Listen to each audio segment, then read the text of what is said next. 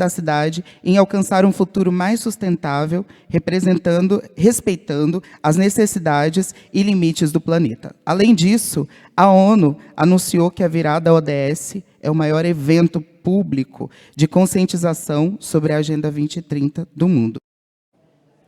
Voltamos aqui para o estúdio, porque o Carlos acabou de participar de um painel muito importante. Agora, Carlos, eu quero saber de você, como sair do mundo academicista para trazer para o cotidiano o que são os ODS, promover esse debate para a população. Eu queria ouvir sua opinião.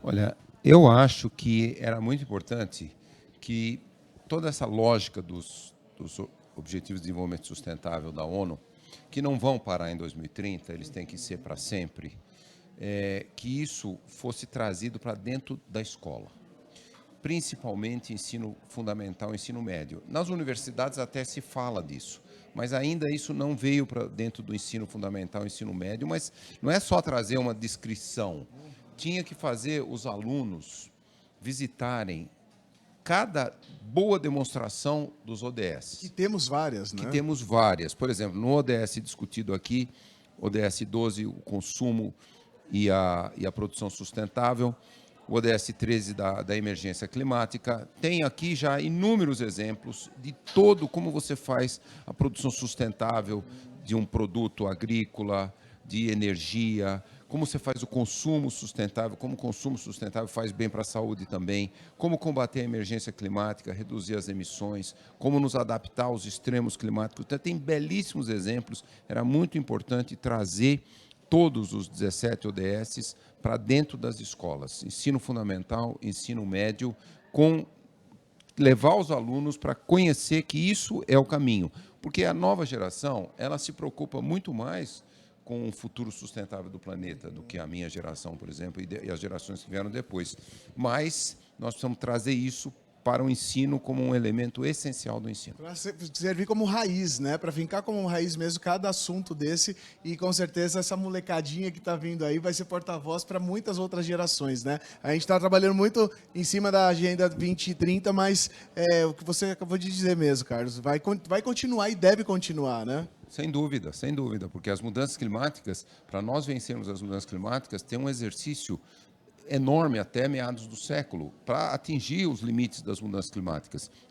Então, todos esses objetivos continuam como sendo quase que um marco existencial, um marco de vida para todos nós, para 8 bilhões de habitantes do planeta. É isso, Carlos Nobre, fico muito honrado de tê-los aqui no nosso estúdio. Muito obrigado pela sua participação. Muito obrigado. E a gente volta já com mais informações aqui direto do estúdio da Virada ODS.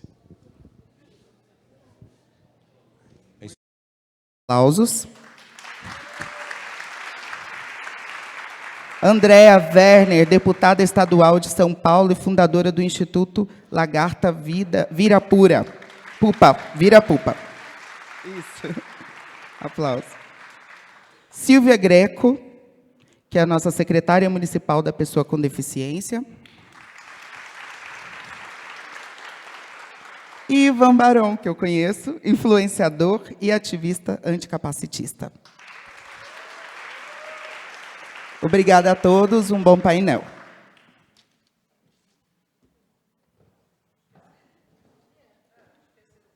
Eu acho que esqueceram, mas eu vou falar.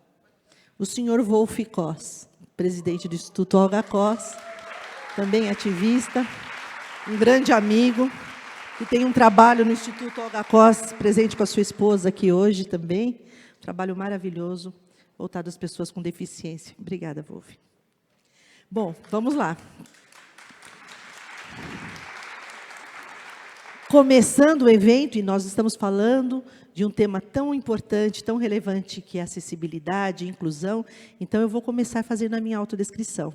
Eu sou a Silvia Greco, secretária municipal da pessoa com deficiência da cidade de São Paulo, uma mulher branca, de cabelos castanhos, usando óculos, uma roupa preta com detalhe branco e uma cacharel laranja. Não estou de verde hoje. É incrível, mas é verdade. Com uma bota preta, sentado ao meu lado a Carol, o Wolf, o Ivan e a minha querida amiga Andréa. Quero primeiro agradecer por participar de um importante evento e necessário, que a cidade de São Paulo, mais uma vez, vanguarda nas suas ações. Então, preciso agradecer imensamente a nossa querida secretária de Relações Internacionais, a secretária Marta Suplicy, e com a sua equipe pela iniciativa, e ao prefeito Ricardo Nunes também, por apoiar e podermos falar deste assunto, trazendo a pauta da pessoa com deficiência. Muitas pessoas ainda não têm conhecimento do que seja um ODS. E eventos como esse, trazendo a população, trazendo as pessoas, nós vamos cada vez mais mostrando a importância dessa Agenda 2030, que já estamos na metade aí, com poucos anos para que ela possa ser concluída. Tivemos problemas de pandemia, que chegou a atrasar um pouquinho, mas nós precisamos tornar essa consciência coletiva, fazer com que todas as pessoas pensem nesse assunto com muito carinho. Eu gosto sempre de destacar o ODS 10, que é a redução das desigualdades, objetivo pelo qual a Secretaria Municipal da Pessoa com Deficiência desenvolve suas políticas públicas com o propósito de alcançar todos os demais 16 objetivos. Quando a gente fala de desigualdade, quando nós focamos no ODS 10, nós trabalhamos para combater as desigualdades existentes, promovendo a igualdade de oportunidades e respeito entre todas as pessoas com ou sem deficiência. Então, vamos começar a falar de pessoas. A pessoa antecede a deficiência, e é muito importante falar sobre isso, porque ainda nós culturalmente temos pessoas que dizem que são portadores. Eu adoro quando o Ivan fica fazendo os vídeos dele, e que ele fica ensinando para todo mundo de uma forma tão gostosa, para falar que somos pessoas sujeitos de direitos, e falando assim, a gente vê que sujeitos de direitos, temos direitos também à educação, cultura, esporte, lazer, saúde. Vamos falar de dignidade, de empregabilidade, de respeito. É esse o nosso tema, essa a nossa ação. E imaginam hoje que nós estamos compondo aqui uma mesa de pessoas, primeiro, nada sobre nós sem nós, e de pessoas que trabalham e lutam pela causa com tanta vontade, com tanta demonstração de carinho. Carol, é um prazer que você esteja aqui com a gente. Parabéns pelo todo o seu trabalho, por você também ter um significado tão grande, tão necessário para a nossa sociedade, e demonstrar que tudo é possível, e você merece muito estar aqui hoje e trazer a sua experiência. O meu amigo Wolf, eu já fiz a minha declaração de amor, eu sempre tenho que fazer, senão ele chora, né? Mas é um amigo muito querido, um casal muito querido. O Ivan, eu vou dizer para vocês que eu já sou fã antes mesmo de ele ter subido a rampa, bem antes, aliás. Porque e hoje a visibilidade que o Ivan nos traz, e eu falo isso, Ivan, porque eu sou mãe do Nicolas, que é cego e autista. E eu percebi isso quando nós fomos vistos no estádio, que nunca fizemos aquilo, foram anos até que deu toda a visibilidade, e nunca fizemos para ser vistos. Mas quando apareceu, eu percebi o quanto nós fomos invisíveis todos esses anos. E você faz isso, você nos traz com a sua imagem, com a sua garra, com a sua experiência, com a sua sabedoria, cada vez mais, né? Eu sou louca para fazer um check com você, porque não tem igual, né? É muito importante. Você não imagina o quanto importante e necessário você é. E a minha amiga querida, né? Porque antes de ela também ser deputada, ela é a mãe do Theo também, assim como eu. Nós temos os nossos filhos, né? Que nos trazem até aqui antes mesmo de estarmos no cargo, porque nós estamos no cargo. Mas nós somos mães eternamente dos nossos filhos e vamos continuar sempre lutando pela causa. E a Andréia, ela lutou muito, porque quando ela veio o diagnóstico do filho, que ela percebeu que não existia até então tantas pessoas que falavam disso. E ela resolveu falar. E ela tem propriedade para falar, ela sabe falar, ela sabe se expressar, ela sabe lutar, e ela tem uma luta muito justa pela inclusão. Sou fã de carteirinha desde sempre, ela sabe disso. Então, agora vamos começar a falar aqui sobre, né, o nosso tema tão importante. Eu tenho um roteiro aqui para seguir, mas eu, conhecendo vocês como eu conheço, eu gostaria que vocês abrissem falando a respeito da importância desta visibilidade, da acessibilidade, na questão que é a pessoa com deficiência em todos os ODSs. porque nós estamos presentes em todos e temos necessidade desse aprimoramento em todos. Então, primeiramente, vamos já abrir para cada um falar um pouquinho da sua própria experiência em todas essas questões. Muito bem, Silvia. Estou aqui já na sequência, já peguei a fala. Obrigada, é isso aí, Carol. Viu? Bom, eu sou uma mulher de pele branca, cabelo liso, castanho, olhos castanhos, visto um terninho azul marinho, calça azul marinho, uma blusa estampada por baixo. Sou uma mulher cadeirante, é bom contar.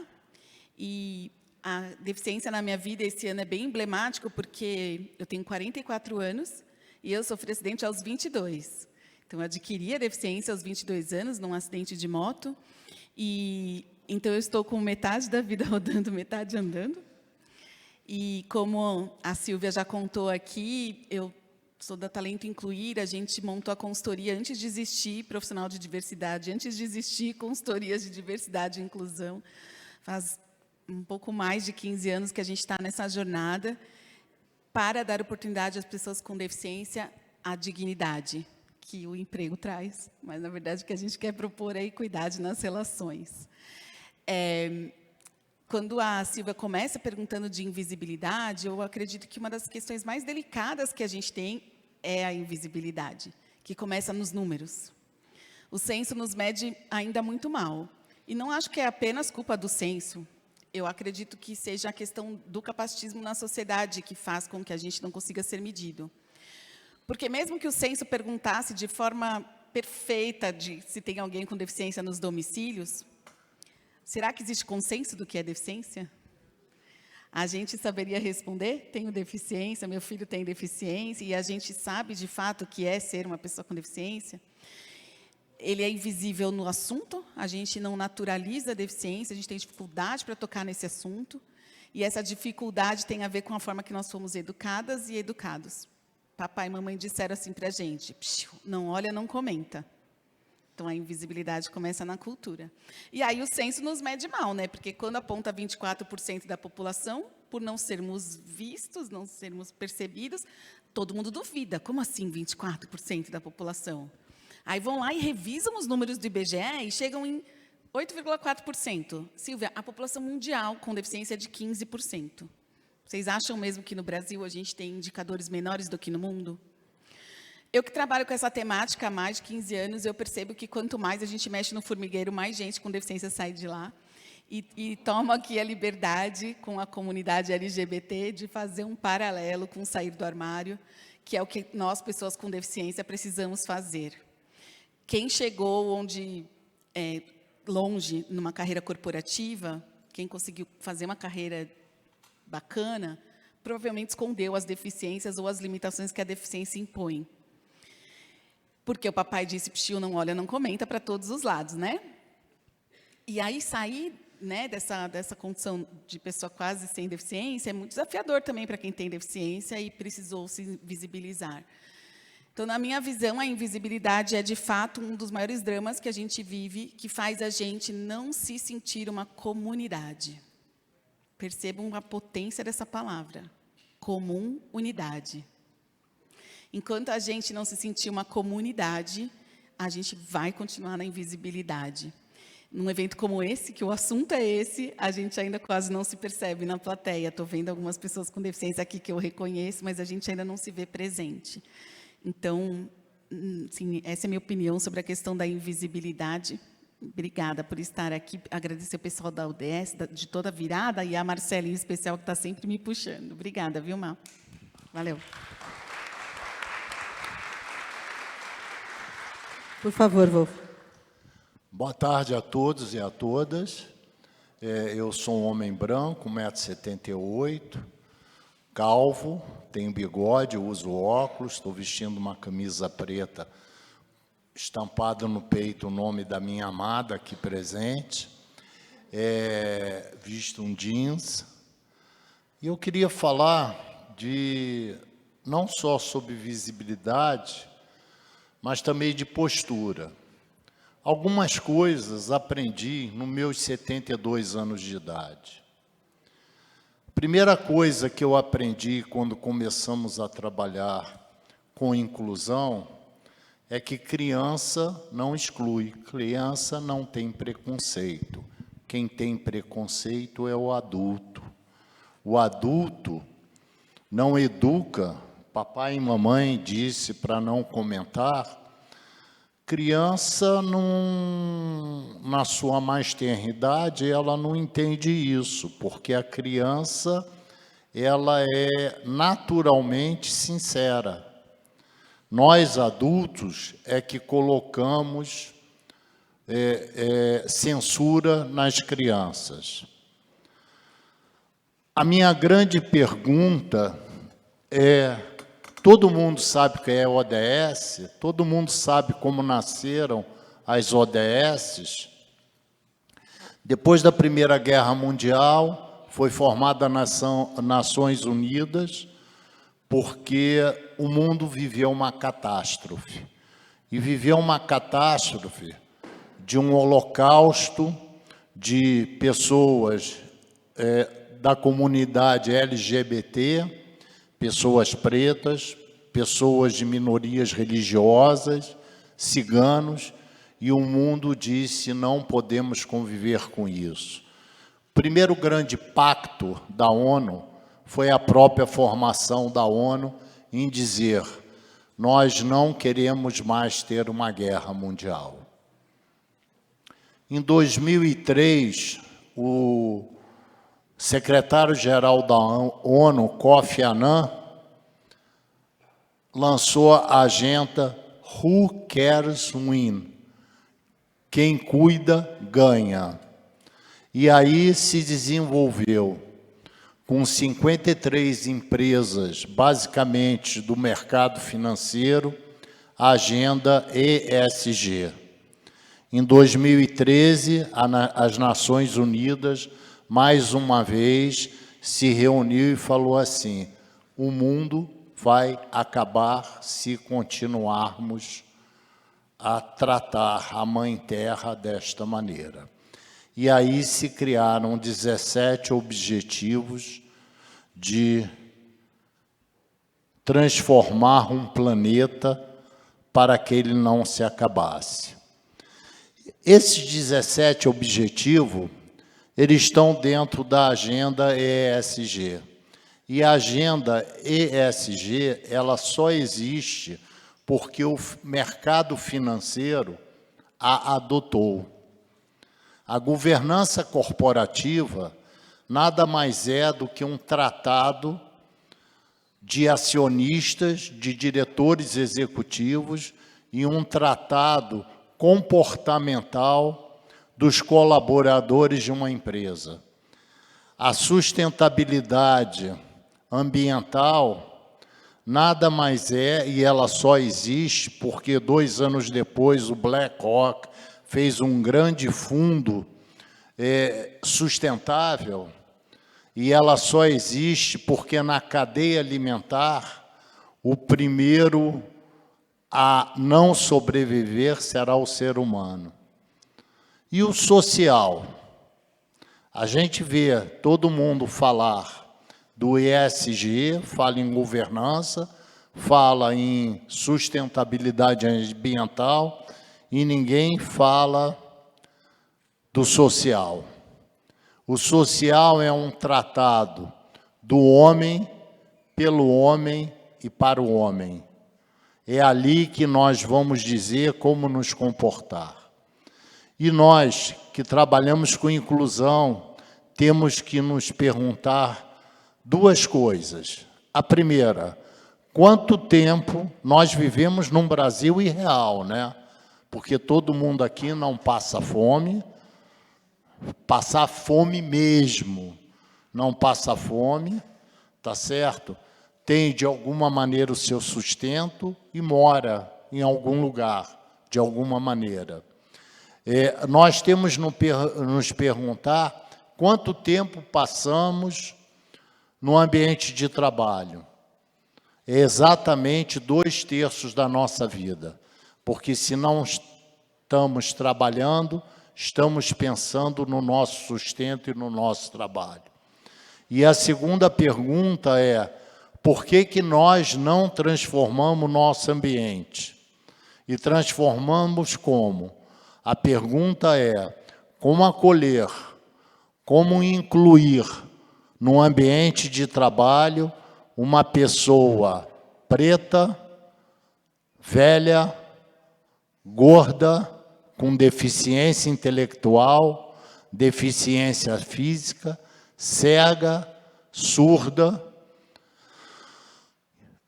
minoria religiosa, diversidade de gênero e invulnerabilidade social. Gente, são 5 variáveis. A primeira é arquitetônica, porque se não tivesse uma arquitetura, a minha colega aqui não poderia estar no palco. E pasmem, vários teatros e vários palcos não têm acessibilidade para um cadeirante. Vimos, inclusive, a nossa senadora Mara Gabrilli, pela primeira vez, há um tempo atrás, poder sentar numa mesa, porque a vice-presidente do Senado Administrativo, a Ilana, fez uma rampa para ela poder chegar lá, depois de quase 4 anos de senadoria que ela tem. A outra, e complementando a acessibilidade arquitetônica, não é só do local, é do território. Como chegar até aqui? Como chegar no ambiente de trabalho? Como chegar num cinema, num teatro, num lugar de diversão? A segunda variável é o acolhimento. Quem nunca de nós não se sentiu acolhido em algum espaço? O acolhimento é tudo da vida, é a maneira com que a gente fala com as pessoas, é a maneira com que a gente abraça as pessoas, é a maneira como a gente passa a entender as pessoas. A terceira variável é a comunicação. E a comunicação é ouvir de cima para baixo, de baixo para cima, de dentro para fora e de fora para dentro, no ambiente de trabalho. A outra é a programática. Como criar programas para uma pessoa com deficiência ou com alguma diversidade poder ascender na carreira. E a última é a programática, criar os programas para que isso aconteça. Na verdade, gente, o que eu quero dizer é assim, está dentro de cada um de nós mudar a maneira com que as pessoas lidam com a deficiência. A visibilidade, por mais que a gente finja que não veja as pessoas com algum tipo de diversidade, com alguma necessidade de inclusão, ela se faz presente. E nós temos que olhar e não ver através das pessoas, e sim dentro das pessoas. Eu conclamo todos vocês a pensarem, se é que já não pensam, como eu posso fazer a vida de alguém melhor. Nós podemos fazer isso. Eu vou parar de falar, porque a Silvia já olhou 5 vezes para mim, mas eu sou deficiente, eu tenho uma baixa visão, eu só consigo ver de 10 minutos para cima. Não adianta botar que meu tempo esgotou, porque eu não vou ligar. Mas eu quero fazer aqui um registro. Nós temos aqui 3 mulheres que mudaram a minha vida. A primeira é minha esposa, que me atura há 50 anos. Eu não sei se ela mudou minha vida, mas eu mudei a vida dela, acho que para pior, porque ela me atura há 50 anos. A segunda pessoa é a deputada Andréia, que através dela, minha filha, conseguiu ter a certeza que meu neto estava no espectro de autismo. O seu trabalho é maravilhoso. Muito obrigado por ter nos ajudado a entender nosso neto. E a outra, que é um ícone para mim, é a Silvia Greco. E na última na última virada inclusiva, eu estava palestrando e resistei à presença da Silvia e pediram para ela falar. E ela falou assim: como eu explico para o meu filho que tem autismo e é cego o racismo?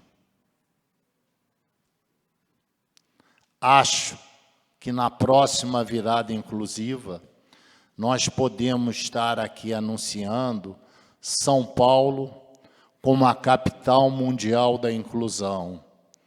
Acho que temos muito trabalho a fazer. Não podemos desistir. Por favor, abracem nossa causa. Eu não disse que se deixar ele fala tudo? É isso aí. Não, tá ótimo. Ainda tem mais 3 falas suas. Você é maravilhoso. Eu te amo muito, você sabe disso. Cuidado que ela é brava.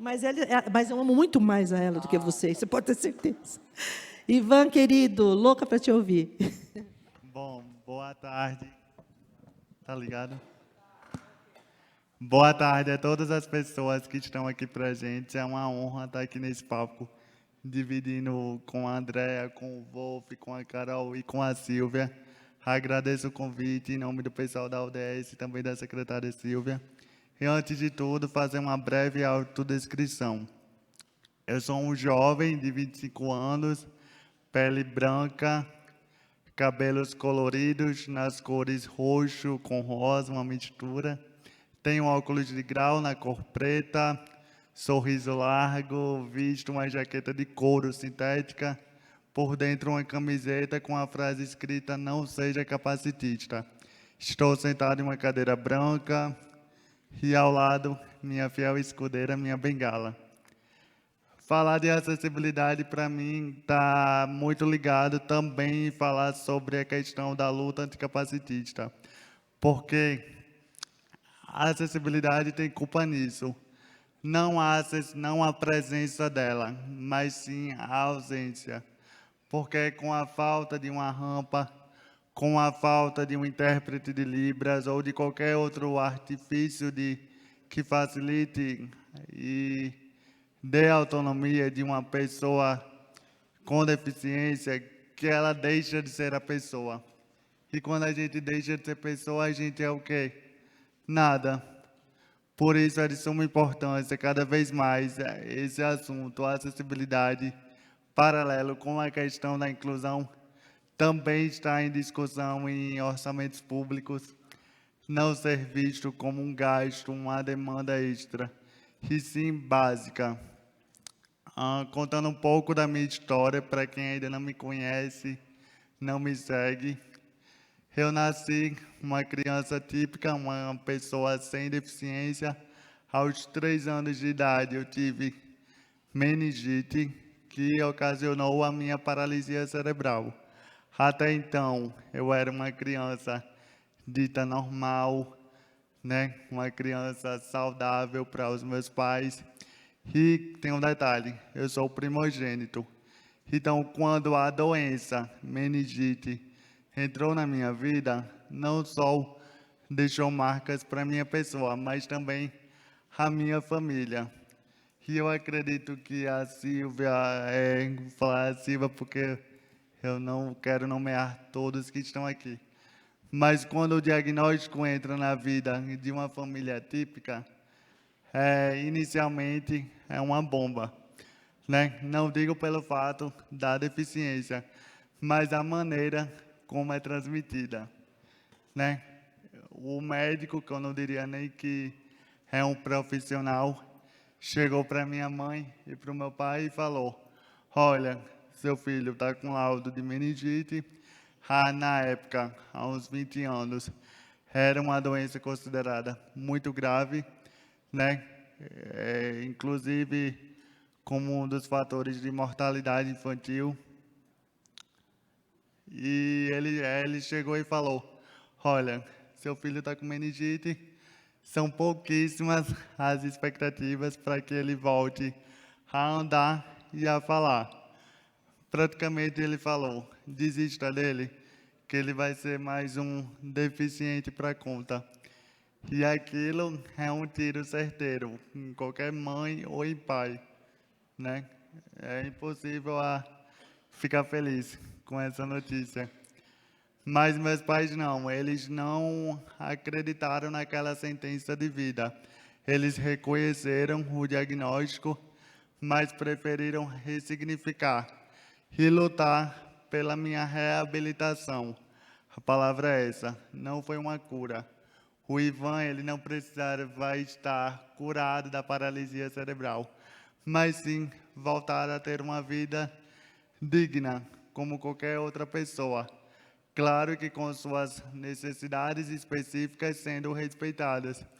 E uma das minhas maiores necessidades, que não é uma necessidade especial, até porque eu acredito que esse termo não deve ser visto como algo extraordinário, deve ser visto como algo básico, primordial para todo mundo que está aqui, é a acessibilidade. Eu, com a minha paralisia cerebral, tenho uma certa deficiência na coordenação motora, então eu preciso de rampa, preciso de corrimões, preciso de calçadas não esburacadas, porque senão eu tropeço e caio, preciso do auxílio da minha bengala. Mas, além disso, a acessibilidade não se resume à questão arquitetônica, como o Wolf muito bem explicitou. Ele deu uma pequena aula, explicou cada uma. A gente precisa de acessibilidade atitudinal, que eu acredito que vocês que estão aqui presentes podem nos ajudar como multiplicadores. Eu não quero que aqui todo mundo escute ou receba a mensagem, mas que não absorva. A gente precisa mudar pensamentos. Além disso, além de pensamentos, atitudes, para que a gente consiga ressignificar a imagem da pessoa com deficiência na sociedade. Que ela não é uma pessoa deficiente, que ela não é uma pessoa que falta algo, que ela é apenas que tem uma condição específica e que ela precisa ser respeitada. Maravilha. Obrigada, Ivan. Todo seu, Andréia. Você é boa de microfone. Também. Eu estou tão honrada de estar aqui hoje. Enfim, deixa eu me descrever enquanto eu vou assimilando tudo aqui. Eu sou uma mulher de 47 anos, de pele branca, cabelos castanhos lisos até os ombros. Eu estou com um casaco meio vestido, cor off-white, só as mulheres vão saber o que é isso. Meia preta fina e um sapato preto. Eu me mexo bastante, eu tenho TDAH, então vocês vão ver que minha cadeira está sempre rodando ou meu pé está sempre balançando, ou um ou outro, não necessariamente na mesma ordem. Se o assunto é visibilidade, eu sempre fico pensando que quem não é visto não é lembrado, e isso é tão importante. Quando teve agora o desastre lá em São Sebastião, com as chuvas, a gente viu uma multidão de pessoas com deficiência que ficaram desamparadas, e a gente teve que correr, eu me articulei com a Secretaria Estadual da Pessoa com Deficiência, para poder mandar andadores, mandar cadeiras de rodas. A secretária nacional, que é a Ana Paula Feminella, mandou umas pranchas de comunicação alternativa, porque tinham pessoas com deficiência em abrigos e em hospitais que não falavam, não se comunicavam oralmente. E os funcionários não sabiam como ajudar essas pessoas, como se comunicar. E aí eu fiquei pensando, mas será que os hospitais já não deveriam ter pranchas de comunicação alternativa? Os abrigos já não deveriam ter pranchas de comunicação alternativa? A gente tem realmente que esperar vir um desastre, como aconteceu, para que a gente perceba que pessoas se comunicam de formas diferentes e os lugares que atendem essas pessoas deveriam estar preparados para isso. A fala não é o único meio de se comunicar. E aí vamos voltar lá atrás, Eu só estou aqui hoje porque eu tive um filho lá em 2008, que em 2010 foi diagnosticado com autismo. Até então eu achava que minha vida era normal, bem entre aspas, Apesar de que eu sempre soube que eu não me encaixava, eu me achava uma pessoa defeituosa, que eu tinha coisas muito diferentes das outras pessoas. Eu era da turma do fundão, eu nunca fui popular, gente, isso aqui é muito engraçado. Eu era da turma do fundão, eu não era boa na educação física, e eu achava que eu era quebrada, né? E só depois do meu filho vir com diagnóstico de autismo é que eu fui ver que eu também não era normal, entre aspas. Que tudo aquilo que eu sentia tem um motivo, que eu sou neurodivergente também, que eu tenho TDAH, que eu tenho muitas características de autismo também do meu filho. E eu fui abrindo os olhos para essa diversidade humana, que eu não percebia, por mais que eu tinha um tio com esquizofrenia, e aquilo sempre foi meio tabu na minha família, ele viveu grande parte da sua vida institucionalizado, mas era como se tivesse acontecido um acidente de eu ter um filho autista, né? Eu ficava olhando, mas por que será? Hoje em dia eu olho para a minha família, para do meu marido, e nunca fez tanto sentido ter um filho autista. E se eu tivesse outro, ia ser autista também, eu não tenho a menor dúvida disso. É a diversidade humana, porque a diversidade humana, ela inclui corpos e ela inclui mentes divergentes também. Só que nós temos um problema, que é a sociedade tende a excluir o que não é o que eles consideram norma. O que é norma? O corpo branco, sem deficiência, hétero, cis, geralmente masculino até, né? Então, eu fui perceber muito rapidamente que eu, que era uma mulher branca de classe média, comecei a passar problemas relacionados à exclusão através do meu filho, né? O meu filho teve a primeira porta de escola batida na cara, ele tinha 2 aninhos. Ele tinha acabado de ser diagnosticado com autismo, ele estava numa escolinha muito pequenininha do bairro, mas que era bilíngue, e a fono pediu para tirar ele de lá, porque ele estava com atraso de fala.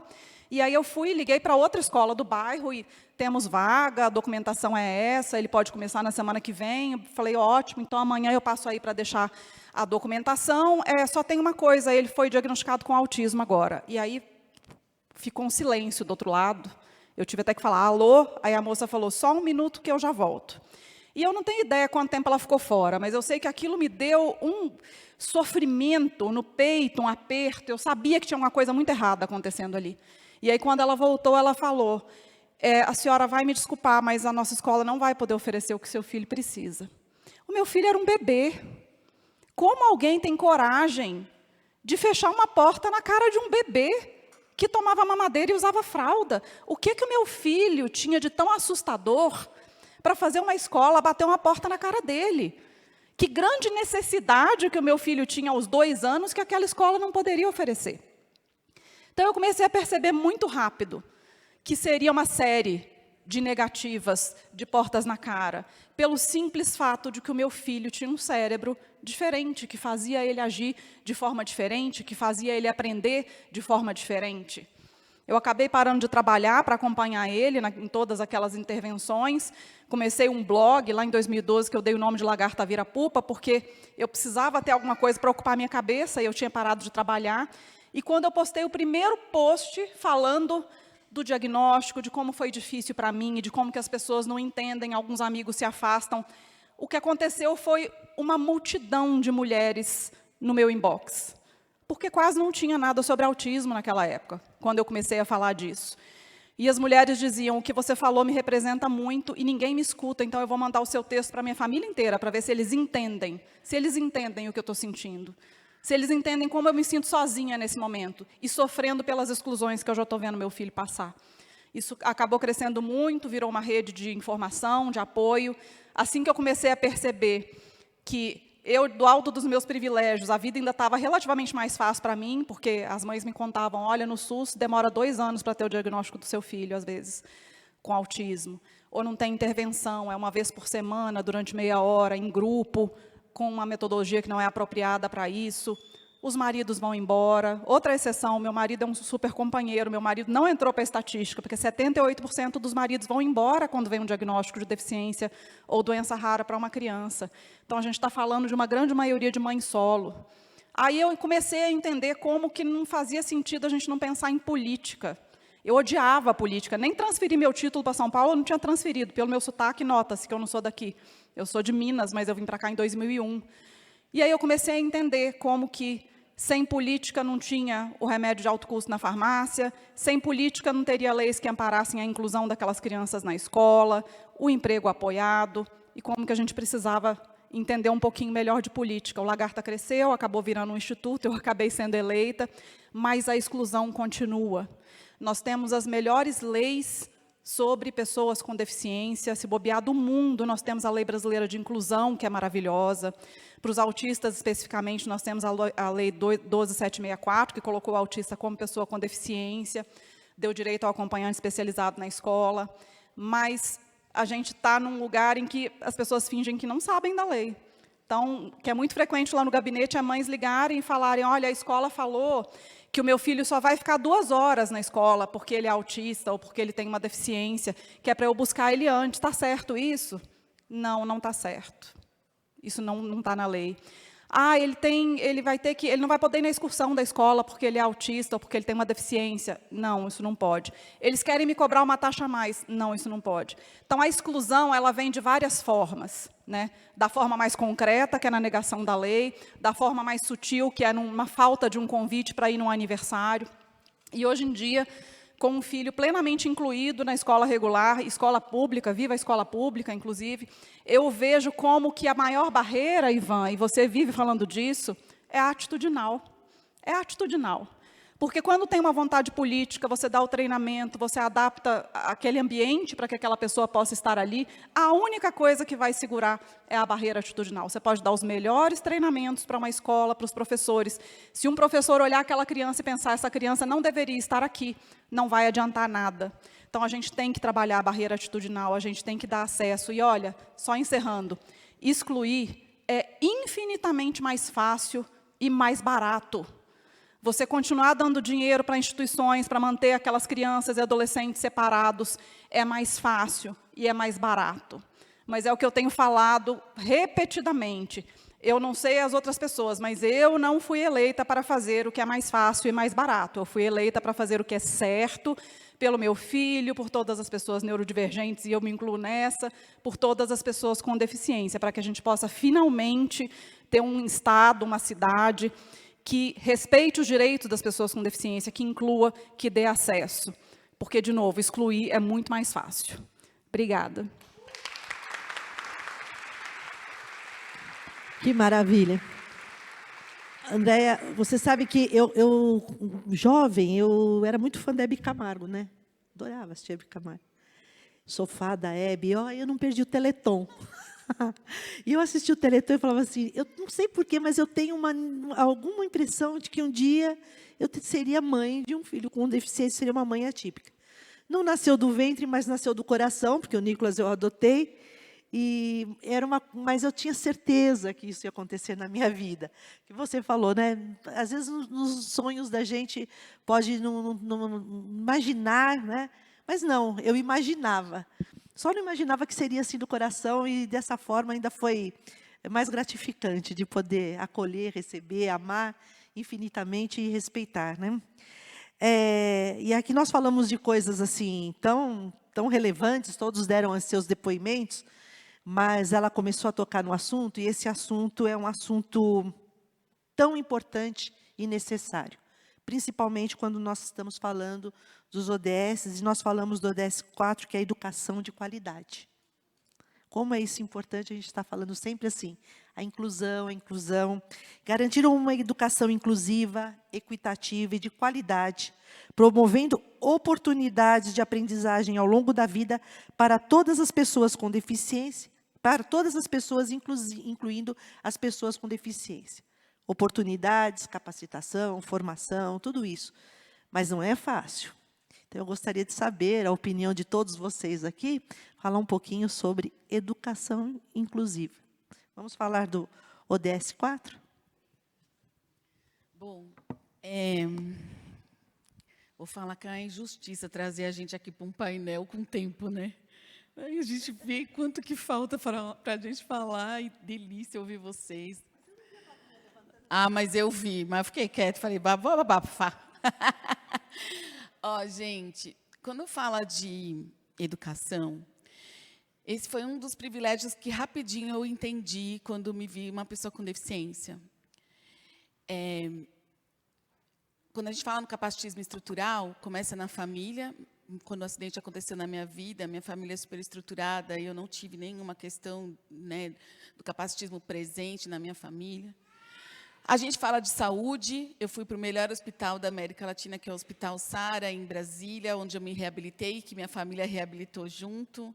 Então, minha mãe aprendeu a não ser uma mãe protetora ali, e ensinou as minhas irmãs e o meu pai. E eu estava formada na faculdade, eu tinha acabado de me formar em educação física quando o acidente aconteceu na minha vida. E o trabalho bateu na porta da minha casa. Minha gestora me pediu para voltar para o trabalho 3 meses depois do acidente, menos que uma licença maternidade. Eu terminei de eu chorar, já estava trabalhando de novo. Ao me perceber privilegiada nesses 4 pilares, eu comecei a entender por que existe lei de cotas.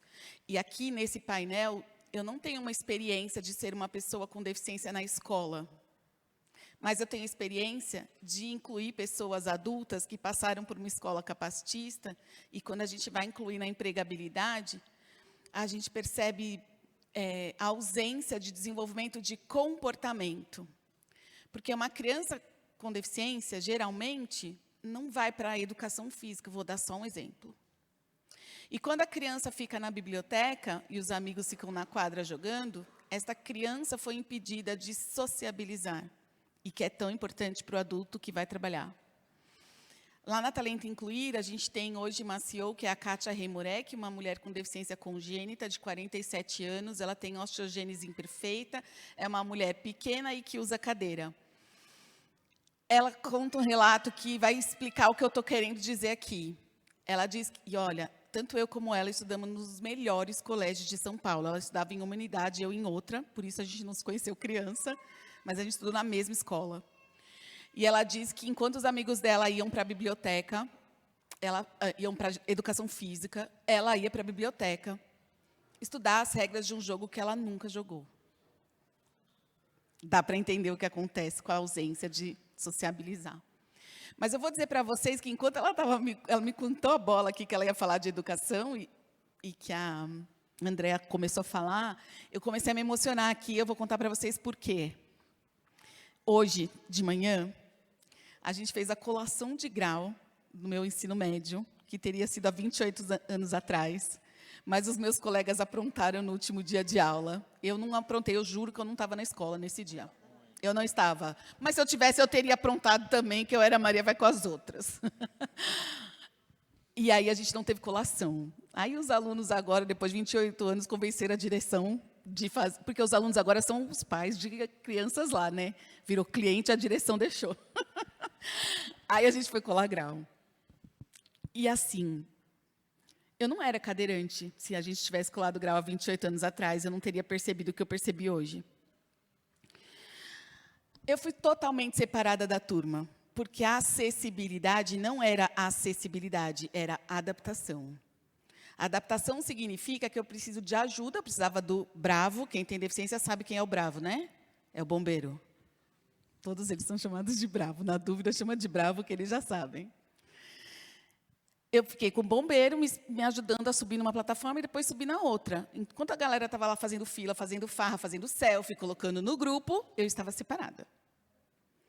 Aí, quando era para descer, como eu ia impedir a passagem da escada, porque a plataforma impede a passagem da escada, eles me subiram antes de todo mundo, com a plateia inteira me olhando.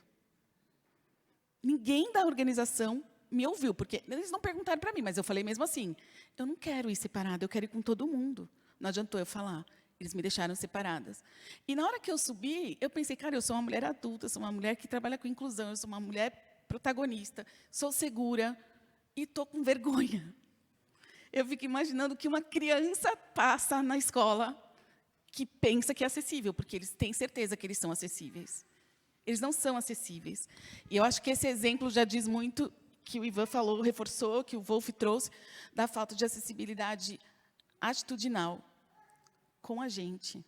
Não dá para ter atitude sem a gente. A gente tem que dizer o que a gente sente quando vocês que andam escolhem que a gente vai por outro caminho. Vocês têm que perguntar para a gente qual é o caminho que a gente quer ir. Mesmo que naquele caminho tenha um pequeno degrau. Talvez eu prefira ser carregada naquele degrau do que ficar separada da turma toda. Então, enfim, para mim é isso. Assim, a educação deixa muito a desejar, principalmente no protagonismo das pessoas com deficiência.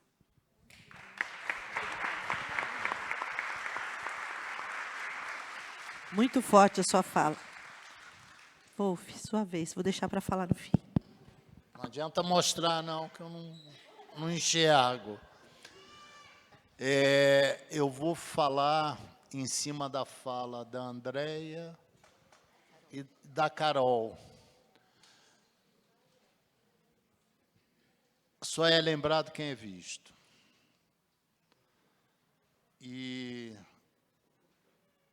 um pequeno degrau, na minha idade já, às vezes é uma transposição muito grande que eu faço. Eu estudei a minha vida inteira em escola pública, e a escola pública era, e acho que ainda é, a melhor escola que a gente pode ter no país. Na minha época, não me lembro, eu era interno, fiz Pedro II no internato, de ter alguma pessoa com deficiência física, mas deficiência intelectual, transtorno de atenção, hiperatividade, éramos a grande maioria. Não tínhamos diagnóstico, mas era assim que a vaca andava. O mundo, no último século, se transformou. Nós saímos do tear manual para vir agora para essa revolução de interconectividade e comunicacional. E é óbvio que a educação tem que ser inclusiva. E nós caminhamos passo a passo, para fazer essa transformação. No início do ano, fui convidado para fazer parte do conselhão do presidente Lula. E aí eu me questionava se deveria fazer parte ou não. E cheguei à conclusão que eu tinha que ir, sim. E tinha que ir para poder ser visto, e para gritar, e para ser ouvido. Talvez eu seja a única pessoa do conselhão que represente uma instituição que luta pela inclusão. E quando a gente fala em lutar pela inclusão, é lutar pelo convívio educacional das pessoas com algum tipo de deficiência, com pessoas ditas sem deficiência. Em 2009, quando fizemos o único concurso público, e aí fica o desafio para minha secretária, querida e amada, a doutora Silvia Greco, de fazer a obrigação de ter concursos públicos adaptados para pessoas com deficiência física e intelectual, nós vimos que as pessoas que foram admitidas nesse concurso, elas se sentiam inseguras. E meu coaching não deixa eu falar errado. E aí nós fizemos um programa de artes marciais. Não um programa de luta participativa, luta profissional, mas um programa que pudesse fazer com que as pessoas participassem dos esportes. Hoje de manhã, nós realizamos um festival para 1.000 jovens com e sem deficiência intelectual, com e sem deficiência física, junto com pessoas de vulnerabilidade social. E sabe qual foi a maior lição ali? O respeito. As pessoas, quando convivem, se respeitam. No primeiro céu que nós fizemos esse programa, eram 12 meninos com deficiência intelectual e 6 meninos em vulnerabilidade social. Os 12 meninos eram excluídos e os 6 meninos eram os bagunceiros, os que davam porrada. E na primeira aula foi o nosso professor com síndrome de Down, faixa preta em karatê, e transformou a vida desses 12 meninos e desses 6, porque esses 6 aprenderam a ouvir as pessoas com deficiência intelectual. Aprenderam a ouvir e aprenderam a respeitar. E aí a inclusão se fez rapidamente. Ontem, na abertura da virada ODS, a minha querida amiga Ana me colocou ao lado do Pagura. Nós estamos hoje em 65% a 70% dos céus da cidade de São Paulo. E ontem, com o Pagura, nós acertamos de ocupar com os nossos programas esportivos todos os céus de São Paulo. O que eu quero dizer para vocês é que a educação só vai se fazer inclusiva se nós lutarmos pelos nossos direitos.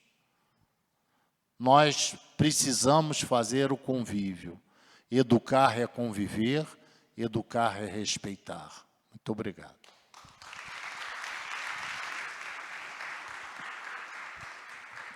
Ivan? Então, eu fui uma criança com deficiência durante toda a fase escolar. E eu gostaria de fazer uma pergunta bem sincera para vocês. Qual o momento da escola vocês mais aguardavam? Final, recreio, lanche. Pois é, esse era o momento mais aguardado pelos meus colegas também. Mas para mim, eu tenho que dizer que era um momento de trauma. Por quê? Assim que tocava aquela sirene, todo mundo saía correndo. A professora falava, devagar, devagar, sem pressa. Eu não tinha opção, eu não conseguia correr. Eu mal conseguia andar, quem dirá correr. E que eu lembro, tenho memórias nada afetivas, que eu sempre era o último a sair da classe e eu sempre era o único a ficar sozinho na hora do recreio. E aquilo durava cerca de 20 a 25 minutos, mas para mim era uma eternidade. Porque eu não tinha com quem conversar, eu não tinha com quem roubar o lanche, porque ninguém se interessava em ficar sentado com o bichinho, o doentinho, o coitadinho. E isso me entristecia mais porque as professoras viam toda aquela situação e não promoviam nada, não provocavam mudanças. Sabe, eu acho isso muito intrigante porque também é responsabilidade do profissional da educação. Claro que eu não vou depositar toda a responsabilidade porque é um sistema, precisa de capacitação, mas a atitude é independente de formação profissional, é ser humano. E aquilo era naturalizado, o Ivan sempre encostado, sozinho, calado, sem socializar com ninguém. Mas eu sempre brinco que aquilo me deu bons frutos e novas amizades. Por quê? Enquanto todo mundo lá estava ficando suado, fedorento, eu estava sentadinho e em alguns momentos as tias da cantina vinham me consolar. E não era qualquer tipo de consolo, era com lanche extra. Coxinha, falar sobre coisas de adultos, sobre a novela do dia anterior. Então aquilo foi meio que me colocando para novos tipos de relações, sem interagir com os meus colegas, mas com adultos. coisa que também não pode ser normalizada, porque eu queria brincar, cair, se machucar do meu jeito, mas cabia alguém para fazer essa interação, esse meio campo. Minha matrícula na escola nunca foi negada pelo fato de eu ter deficiência. Isso é diferente da maioria da realidade das pessoas, mães e pais atípicos, quando vão matricular seus filhos. Mas, ao mesmo tempo, Andréa, eu não era 100% incluído, como eu bem falei aqui. Se a gente for parar para analisar o modelo da sala de aula tradicional, não é acessível para alguém que tem paralisia cerebral, porque os corredores são estreitos. Eu não tinha uma coordenação motora igual aos meus colegas. Então, era muito comum eu esbarrar, derramar um copo d'água, fazer com que eles borrassem a escrita no caderno. E qual é a primeira reação de uma criança quando é aborrecida? É xingar, é dizer, exaltar expressões capacitistas do tipo, anda direito, tá cego, é? E aquilo eu ia internalizando, até acreditar que de fato eu precisava andar direito, que eu precisava enxergar melhor, quando na verdade nada disso. O ambiente que deveria mudar para me receber, o ambiente que deveria se adaptar para receber alunos como eu. E tá tudo bem, mas quando a gente é criança, né, Carol? A gente não tem esse pensamento. A gente vai se inferiorizando cada vez mais. Além disso tudo, eu também fiz meu processo de reabilitação e precisava conciliar com o meu horário de aula. Era 2 vezes por semana, no horário da tarde, e eu estudava também nesse mesmo horário. E minha mãe ia me pegar sempre após o intervalo na sala de aula. Então, já era meio que figurinha carimbada. Minha mãe aparecia na janela, a professora avisava e eu saía. E aquilo gerava uma curiosidade grande nos meus colegas. E eles perguntavam, tia, por que o Ivan vai sair? E a professora prontamente respondia sem o menor cuidado. Porque ele vai para o médico. E, gente, quem vai para o médico é o quê? É quem está doente. E ali eu não estava doente. Ali eu estava fazendo minhas terapias. E eu digo que sem o menor cuidado, porque a professora não aproveitava daquela situação para debater o assunto da deficiência. E quando um assunto não é debatido, ele é visto como tabu. Quando é visto como tabu, é algo proibido, algo que não pode ser tocado na mesa do café da manhã. E eu não queria que a minha paralisia cerebral fosse tratada dessa forma, como um assunto proibido, como assunto de outro mundo. Eu queria que, sim, eu preciso sair para as minhas terapias, mas não é porque eu estou doente, é porque eu tenho tal condição, eu sou diferente de vocês, assim como todo mundo aqui é diferente, mas que merece ser respeitado, merece, não gosto dessa palavra, igualdade, mas ser tratado de forma com mais equidade, porque ali cada um tinha suas necessidades, mas tratadas de maneira diferente. E, infelizmente, o tempo não deixa, mas eu gostaria de dizer que minha fase da educação escolar foi tratada mais de maneira com integração do que inclusão. Eu apenas estava matriculado, mas não tinha participação 100% ativa. Não basta convidar para o baile, né? Tem que tirar para dançar, Ivan. Andréia, o tema você gosta. É o meu assunto favorito, é uma coisa que eu batalho muito, eu sou muito fã de inclusão escolar, porque eu tenho certeza. Por exemplo, eu não tive nenhum colega com deficiência na escola quando eu era criança. Quando eu era criança, Crianças com deficiência não iam para a escola.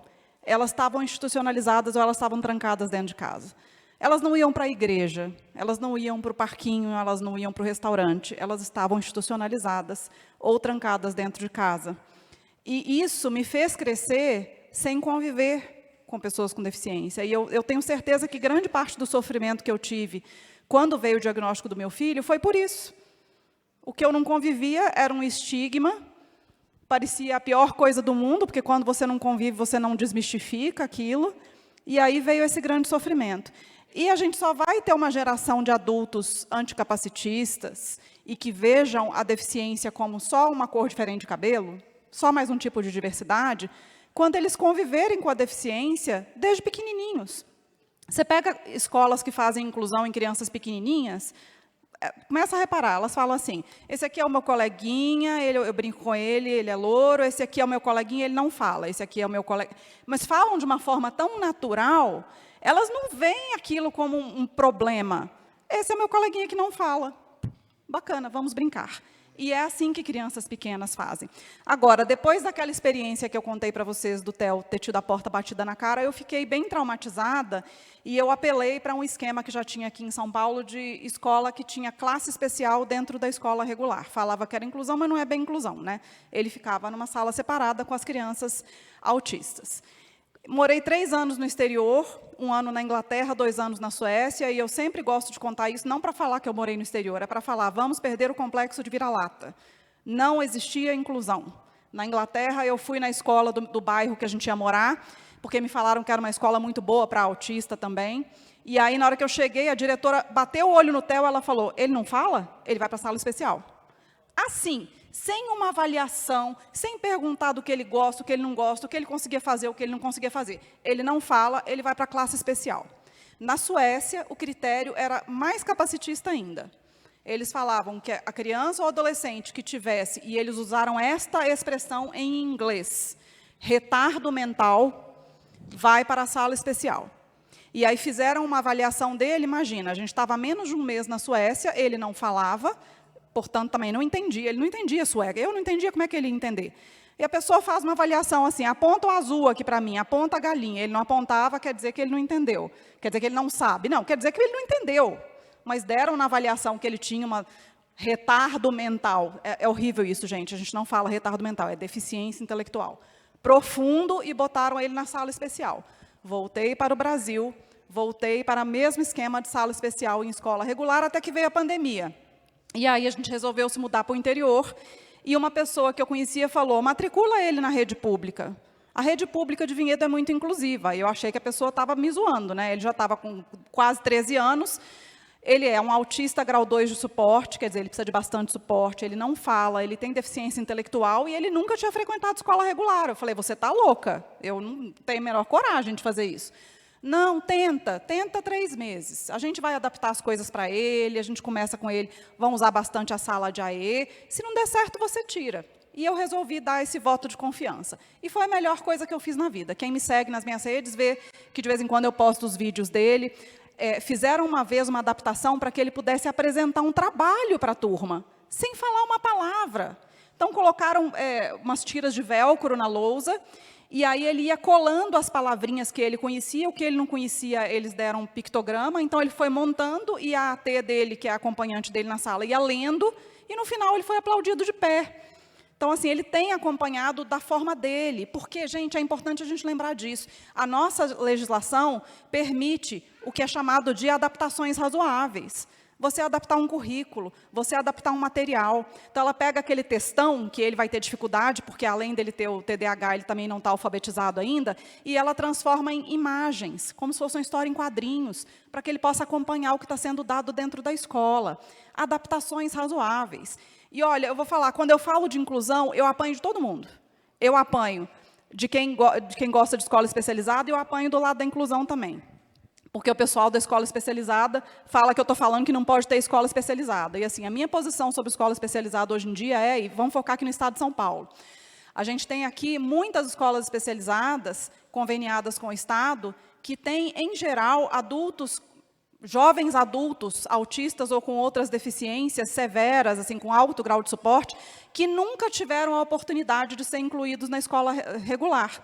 E essas escolas especializadas aqui, elas são a única rede de suporte dessas famílias, a única. Elas são saúde, elas são educação e elas são assistência social, tudo em um lugar só. Então, assim, o dia que o Estado der assistência social, pegar aqueles adultos de 30 anos que estão lá e não deveriam estar em escola, deveriam estar no centro-dia, e der o centro-dia, ok, cortar. Agora, não tem como você chegar para essas mães e falar, a partir de amanhã não vai ter mais.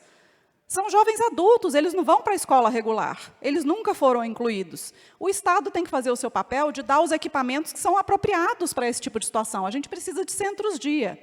Agora, por que eu apanho da turma da inclusão também? Porque do lado da inclusão tem pessoas que defendem que inclusão se faz com amor. Que a professora não precisa entender nada sobre autismo, transtorno do neurodesenvolvimento, então se aquele menino tiver uma crise sensorial, ela não vai ter a menor ideia de que está acontecendo, porque aquele menino se jogou no chão e está esperneando. Basta ela ter amor. E que você não pode adaptar, porque quanto mais adaptação, menos inclusão. Quanto mais adaptação, mais exclusão. Gente, o meu filho não seria capaz de estar na escola regular se não fossem as adaptações. A cadeira de rodas é uma adaptação. Você vai tirar a cadeira de rodas de um aluno na escola? O implante coclear é uma adaptação. Você vai tirar também? São tipos diferentes de acessibilidade, e a gente precisa de acessibilidade educacional, a gente precisa de professores treinados, a gente precisa de salas menos lotadas, material adaptado, a gente precisa de currículo adaptado, às vezes, dependendo da necessidade do aluno, a gente precisa de uma mediadora dentro da sala com o aluno, dependendo da necessidade desse aluno. E isso está previsto na nossa legislação. Ah, mas o ideal é que tenha o desenho universal. Eu acho maravilhosa a concepção de desenho universal e eu espero de verdade que a gente chegue lá.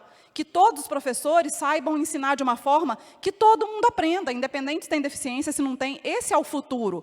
Mas e até a gente chegar lá? O que a gente faz com esse tanto de criança que está em escolas, que não estão se adaptando, que voltam para casa mais cedo, que ficam no parquinho ou que ficam no fundo da sala mexendo com a massinha? A gente precisa dar alguma coisa para essas crianças. A gente vai negar as adaptações, enquanto a gente não chega no futuro do desenho universal. Então, eu sou uma pessoa muito pragmática, eu sou muito pé no chão. Sabe, a gente tem que ver a necessidade agora e a gente vai se adaptando e caminhando para chegar nesse futuro ideal, que a gente tenha desenho universal e tudo. E que, se a gente investir na inclusão direitinho, desde os pequenininhos, quem sabe no futuro a gente não precisa da escola especializada. Quem sabe? A gente só vai saber se a gente investir na inclusão direito, desde os pequenininhos até eles ficarem mais velhos.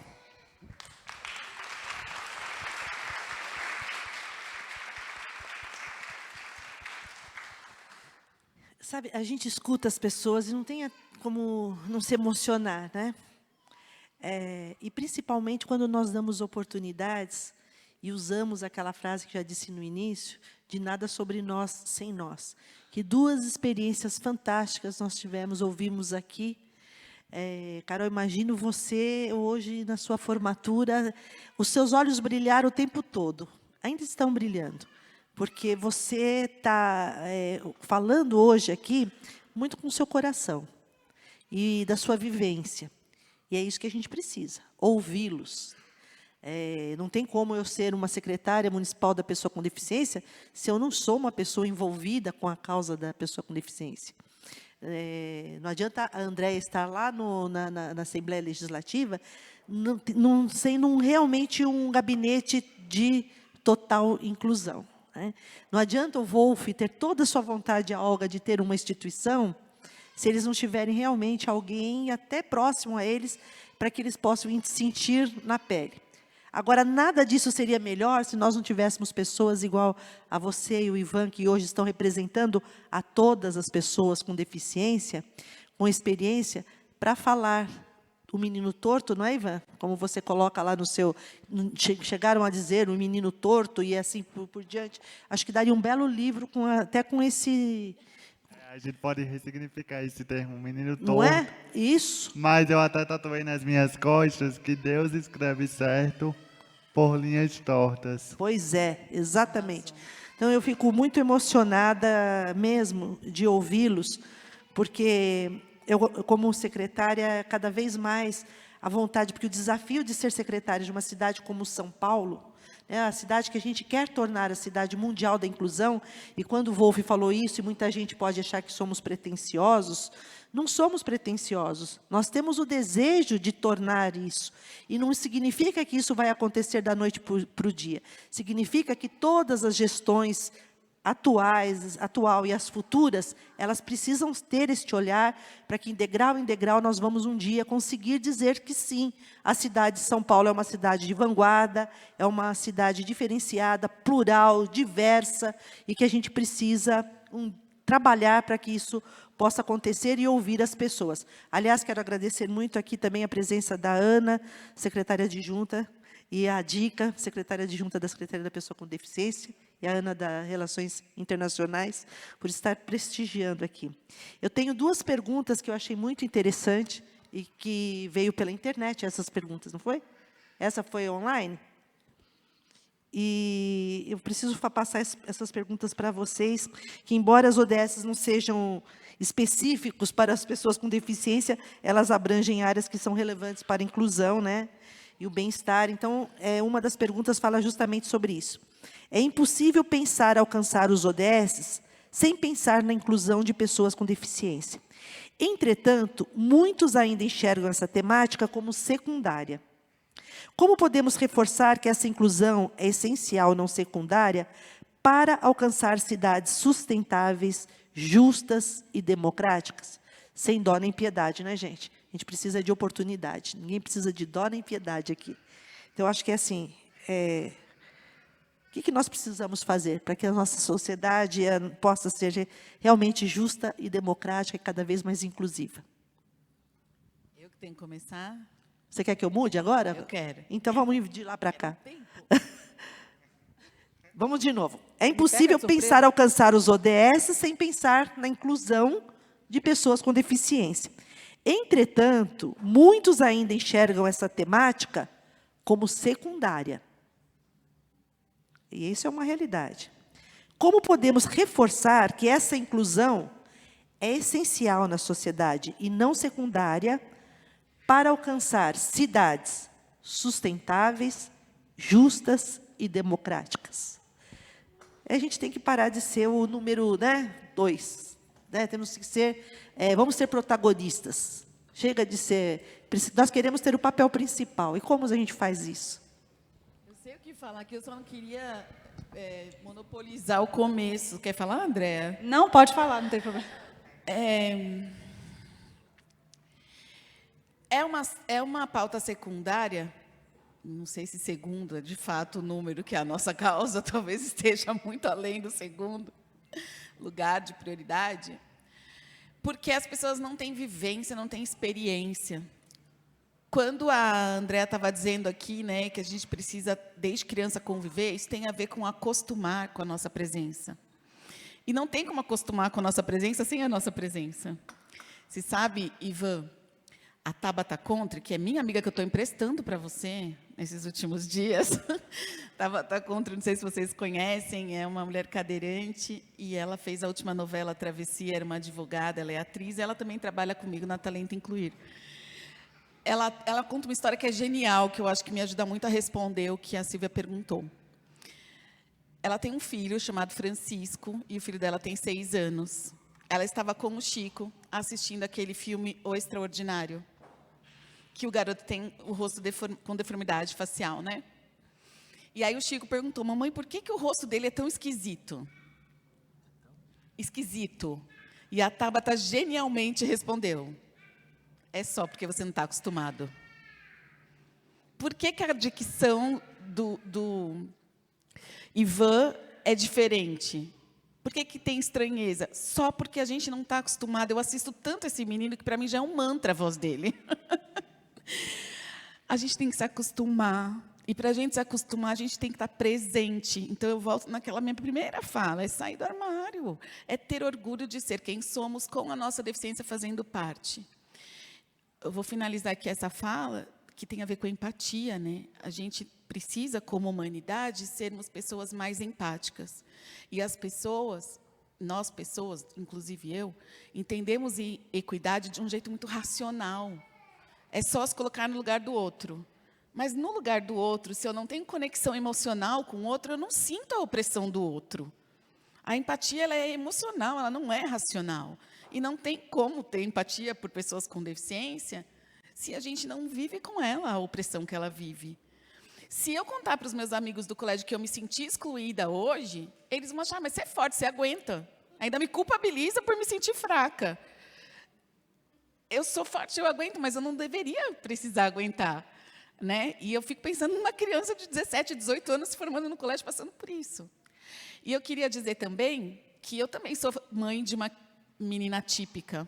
A minha filha acabou de ser diagnosticada faz 2 anos com um transtorno de personalidade borderline.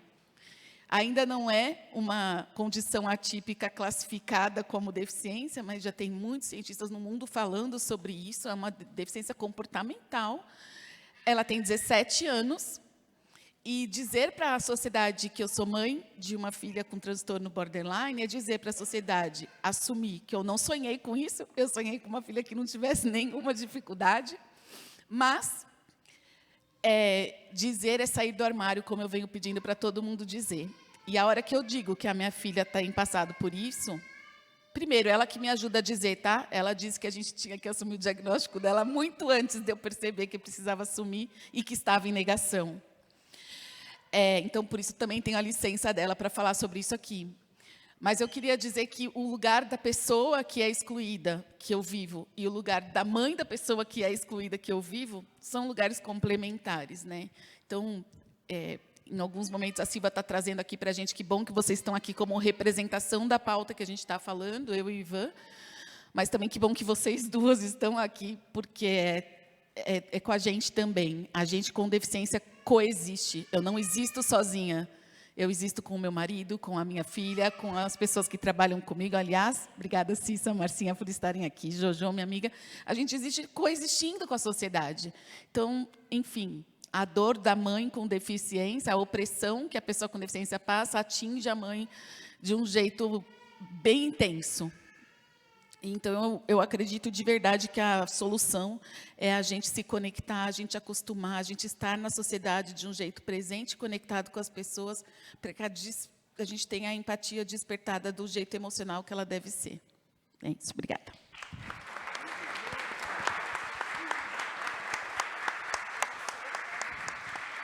Hoje eu estou num dia mais emocionada, tá? Eu sempre me emociono para falar, porque se a emoção acabar, perdeu a graça, eu não subo mais no palco, mas hoje está mais. Que linda. Está demais.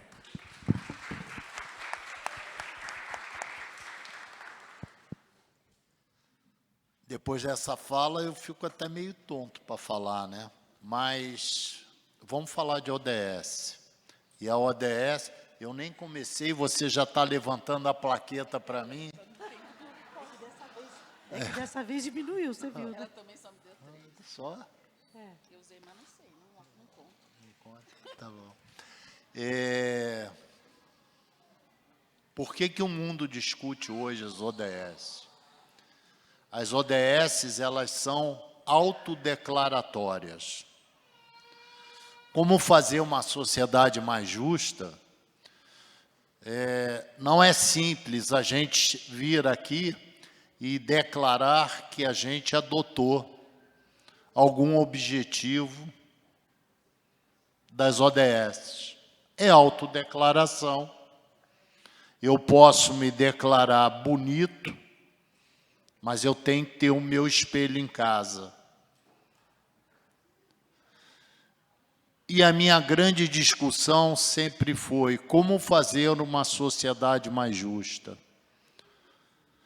Eu acho que existem 3 maneiras da gente fazer uma sociedade mais justa. São 3 caminhos. Um é através de leis, mas em todos os países do mundo, especialmente aqui no Brasil, tem leis que não pegam, e nós vemos isso na própria lei brasileira de inclusão, na própria lei de cotas. A outra maneira é a adoção e a outra maneira é a comunicação. E quando eu falo, eu não falo por mim, eu falo pelas pelas 4.500 participantes que me deram legalidade de representá-los. Cada um de nós aqui não fala per si. Cada um de nós aqui fala com sentimentos e vivências adquiridas ao longo do tempo. Só existe uma maneira de mudar esse mundo, ou pela dor ou pelo amor.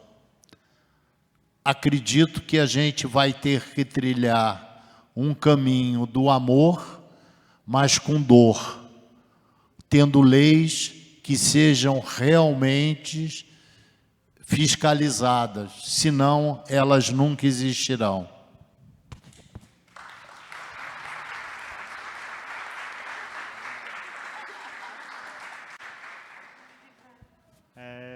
Falar sobre conquistar o primeiro lugar, primeiramente a gente precisa se perguntar o porquê que a gente não está em primeiro e sim sempre terceiro, segundo.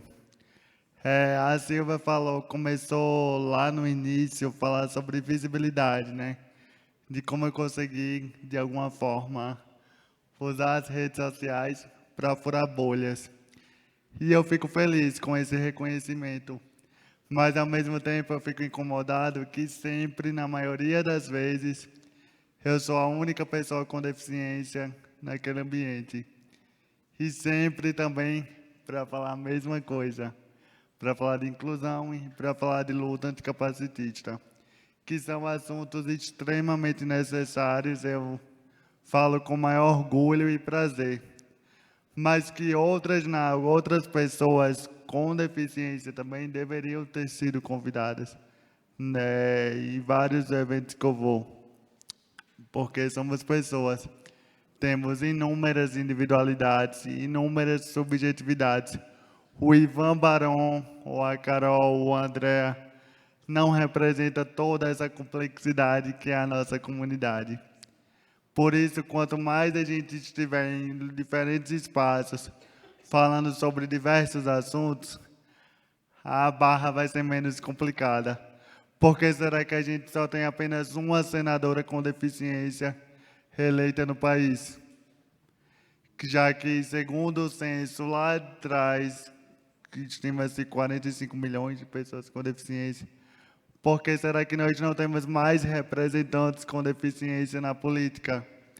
Será que não falta também algo que a Carol falou, que é unidade? A gente começar a se questionar e principalmente se incomodar. Eu digo nós, não só pessoas com deficiência, mas vocês também, que se dizem aliadas e aliados à luta anticapacitista. Porque é a partir do incômodo que a gente consegue avanço, que a gente consegue garantir que os nossos direitos sejam de fato respeitados.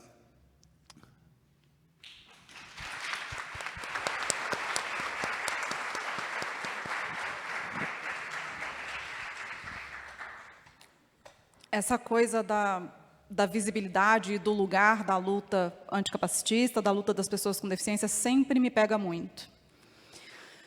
A gente está num país patriarcal, né? O maior exemplo disso é que até 2016 não existia banheiro feminino no Senado.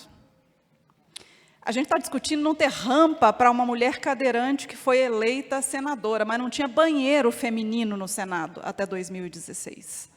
E isso diz muito, gente, isso diz muito. A gente está falando de mulheres na política. E eu estou falando mulher. Pode ser uma mulher branca, cis, hétero. Agora, se a gente começa a aprofundar, mulher preta, periférica, com deficiência, quando a gente chega lá, uma coisa que sempre me incomodou muito é que eu sou de um partido progressista, já fui de um mais ainda, mas uma coisa que eu sempre reparei é que até as pessoas que se dizem progressistas, quando começam a citar as lutas dos grupos minorizados, esquecem das pessoas com deficiência, e isso eu fico me segurando para não ir lá dar uma batidinha sutil, com muita delicadeza. Porque sempre mencionam todos os grupos minorizados, pessoas pretas, pessoas LGBTQIA+, mas nunca, as pessoas não citam pessoas com deficiência, não citam, as pessoas com deficiência ainda estão invisíveis. Grande parte do motivo é isso que o Ivan falou, nem são convidados. E aí, se são invisibilizadas o tempo inteiro, se não são queridas ou faladas, nem mesmo no campo progressista, falando de política, por que vão sair do armário aquelas que têm deficiências invisíveis? Quantas pessoas eu conheço que têm deficiências invisíveis e que não falam para ninguém? Não falam no trabalho, porque vão sofrer represálias na hora de ser promovida. Eu conheço pessoas autistas que falam, lá no meu trabalho, se eu falar que eu sou autista, eles não vão me promover, porque vão começar a achar que eu não sei gerenciar pessoas, que eu tenho dificuldade de interação, que eu não vou saber gerenciar um time, que eu não tenho empatia, todos esses chavões que tem a ver, às vezes. Então, como que a gente vai querer que as pessoas saiam do seu armário da deficiência invisível, se a gente, como sociedade, a gente reprime as pessoas que têm as deficiências visíveis ou as que já saíram do armário da deficiência invisível? A gente não dá fala, a gente não amplifica a fala, porque tem a coisa de amplificar a fala também. Eu cheguei primeiro, lá atrás, mas agora tem muitas pessoas com deficiência. O quanto eu, como uma formadora de opinião, uma pessoa que é muito seguida nas redes, amplifico as vozes de pessoas com deficiência. Eu sei o meu lugar. E eu entendo que é importante a gente ter mães também nessa luta, cada um com seu papel. Mas o quanto eu também ajudo a trazer à luz pessoas com deficiência. Lá naquela época não tinha, eu estava contando a Silvia aqui na salinha do lado, quando o Theo foi diagnosticado, eu achei um cara no Facebook, que estava muito no começo naquela época, chamava Kerry Magro, que era um autista americano, e foi o único que eu achei para seguir, o único. Olha, hoje em dia já tem tantos. Você segue nas redes, vocês que estão aqui sentados, vocês acompanham o trabalho, vocês ajudam a amplificar, vocês compartilham os conteúdos. Eu acho que a gente tem esse trabalho para fazer, para que essas pessoas que têm as deficiências invisíveis se sintam mais confortáveis para falar das suas condições e para que a sociedade tenha mais contato com pessoas com deficiência, para que entenda, de novo, é diversidade humana. Não é a pessoa que tem que mudar, a gente tem que adaptar o meio. Daí a gente chega no nosso objetivo aqui. A gente não vai ter sociedade sustentável, em desenvolvimento, se não for para todo mundo. Tem que ser para todo mundo ou não é para ninguém. Se uma pessoa que é cadeirante chegar aqui e não conseguir subir aqui no palco, ela já tá excluída.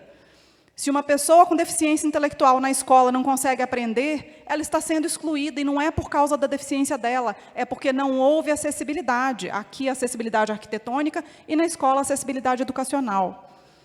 Então, são vários papéis da acessibilidade.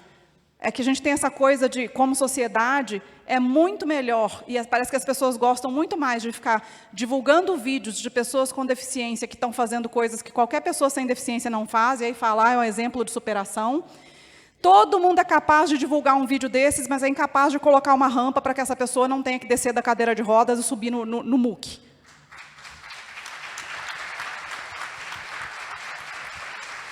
A gente não quer ter mais exemplos de superação, a gente quer ter uma sociedade em que ninguém precise se superar para pegar um ônibus, pegar um táxi, para chegar num lugar, para subir num palco, para se apresentar, para ir na escola e aprender. As barreiras estão na sociedade, esse é o modelo social de deficiência. Então, é dar acesso, é entender o que é que a gente tem que modificar no nosso comportamento, porque, de novo, a barreira atitudinal é a pior, para que a gente consiga fazer com que as pessoas com deficiência sejam vistas, aquelas que não falam da sua deficiência se sintam à vontade para fazer isso, e aí sim a gente vai ser uma sociedade para todos mesmo, para todos.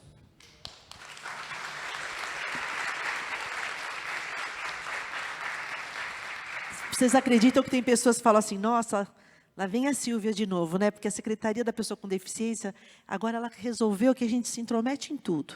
Ah, está na parada? Vamos para a parada. Ah, nós estamos em todos os lugares e queremos estar em todos os lugares porque nós somos uma secretaria meio e ela precisa trabalhar com as demais e nós representamos tantas e tantas deficiências, e não uma só, mas tantas. Então, é nosso papel esse. E esse nosso papel é para realmente dar cada vez mais visibilidade à nossa causa, à nossa luta, que não é fácil, é um desafio gigantesco, mas o nosso amor pela causa, a nossa vontade de acontecer, ela é muito maior, vocês podem ter certeza disso. E estarmos aqui nessa tarde, que é um momento histórico, viu, Wolf? Lá na frente vão dizer assim, olha, discutiram sobre os Objetivos de Desenvolvimento Sustentável e falaram sobre acessibilidade e inclusão na cidade de São Paulo. Mas quais serão os frutos dessa nossa reunião? Eu acho que, assim, questão de uma boa reflexão para todos nós, de pensarmos que as pessoas com deficiência, elas se tornam adultos e envelhecem. Porque, normalmente, nós estamos falando aqui tantas políticas públicas, inclusive na questão de educação, que estamos pensando na primeira infância, na educação escolar, né? Tá todo mundo começando na escola, é maravilha. E depois? Eles se tornam adultos. Eles não precisam de emprego, eles não precisam de renda, eles não precisam de capacitação. E essas famílias que elas têm esse cuidado com seus filhos, elas também não precisam ser cuidadas? Então, olha o desafio como é grande e como todos os ODSs, nós precisamos estar lá falando e demonstrando a nossa vontade de que as coisas aconteçam também para as pessoas com deficiência, para todas as pessoas. Nós não queremos ser melhor ou pior que ninguém, nós queremos uma sociedade cada vez mais justa e igualitária, e é por isso que nós estamos aqui nessa tarde com pessoas de tanta capacidade, com tanto conteúdo, com tanta experiência, falando para vocês, e que eu espero que a gente possa transmitir tudo que foi falado aqui em redes sociais, em todos os lugares, ampliando essas vozes tão importantes e necessárias na nossa sociedade, para que realmente possamos tornar essa sociedade cada vez mais justa. Então, eu fico muito agradecida da presença de todos vocês, e vou pedir aqui 1 minuto de fala, assim, de agradecimento e de considerações finais, porque ainda no Vale do Anhangabaú, hoje, a virada continua, porque aqui a gente discute, mas também festeja. E nós vamos ter, a partir das 18 horas, Planta e Raiz com Olodum, e em seguida o show da Maria Rita, todos sintam-se convidados para depois participar com a gente também. Amanhã tem mais discussão, nós temos mais mesas importantes, inclusive a Secretaria Municipal da Pessoa com Deficiência, a Dica vai estar aqui, nossa secretária adjunta, falando das políticas públicas da nossa secretaria. E eu gostaria de colocar, e sempre faço isso, as portas da nossa secretaria, as portas abertas, porque eu tenho conseguido fazer isso.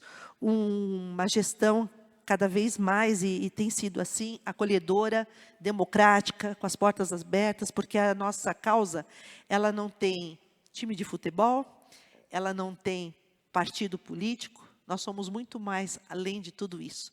Nós defendemos uma causa, nós temos uma luta, nós temos uma bandeira que se chama pessoa com deficiência.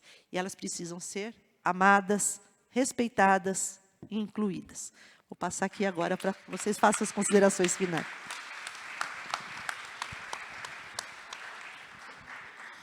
Bom, primeiro agradecer, uma honra estar aqui do lado de vocês. Uma honra estar aqui, Silvia. Eu quero dizer que, fazer merchan aqui, escrevi um livro chamado Manual Anticapacitista, lançamos no dia 30 de março, eu e o Billy Saga, que é um ativista da inclusão, um homem cadeirante como eu. Dentre tantas coisas que ele é um rapper, ele é um artista, ele é head de diversidade na Claro. Nós escrevemos juntos e com esse objetivo que tenha mais gente entendendo o que é capacitismo, entendendo como não ser capacitista, enfim. E também dizer que eu tenho uma meta, vocês sabem que eu sou do mundo corporativo, né? Tudo lá é OKR, é meta. E o meu time pôs uma meta de aumentar meus seguidores. O ano passado eu tinha que passar de 2.000 para 6.000, eu cheguei em 6.000 no dia 30 de dezembro, meta batida, né? Valeu. E agora eu tenho que chegar em 10.000 e eu estou com 7 e pouco, se vocês me seguirem, vocês vão me ajudar. Mas eu acho que eu também vou ajudar vocês com os conteúdos que eu coloco lá, hein? @Carolina Ignarra, do jeito que eu falo, Ignarra, I-G-N-A-R-R-A. Como assim, Silvia? Então, fiz o meu merchan, e a mensagem final é o seguinte. Eu queria dar todas as bênçãos para os deuses, para os Exus, para os santos das redes sociais, que fizeram a nossa voz ampliar. O Ivan é um cara que representa tudo isso. Ivan, a rede social, eu vou falar que com 44 anos eu tive muita resistência para estar nela. Por isso que meu time botou meta, tá? Que eu resistia. Eu só botava foto de aniversário, foto de quando eu jantava com a minha família, não usava a rede social a favor do tema que eu já trabalhava, né? E do tema que eu existo. Mas que a partir de pessoas como Ivan, como o Vitor, como mães de pessoas com deficiência, como pessoas autistas, e eu comecei a olhar tudo aquilo, eu falei, cara, que delícia que é nascer com deficiência numa geração dessa, sabe? Delícia mesmo, assim, porque a gente na rede social se sente parte. Então, queria muito deixar essa mensagem final, que eu acredito de verdade que a tecnologia tem que ser usada a favor da humanidade e de nós, humanos com deficiência. A gente precisa disso. E que a gente tenha acessibilidade nela, né? Porque também não adianta só a gente consumir, alguns tipos de deficiência consumirem, né? Oh, lindeza. Então, é isso. Eu queria muito agradecer, pedir... 6.001, não, eu estou com 7.700 agora. 63, quando eu apertei. 4, olha lá, tá vendo? Muito bem, obrigada. Eu vou falar que para mim é muito esforço por conteúdo ali, viu? De verdade é muito esforço, porque não é o meu trabalho principal e porque eu resistia. Eu estou curtindo agora e eu estou curtindo principalmente pelo retorno, né? Porque a gente vê chegando, a gente vê alcançando e isso não tem preço, é maravilhoso. Obrigada.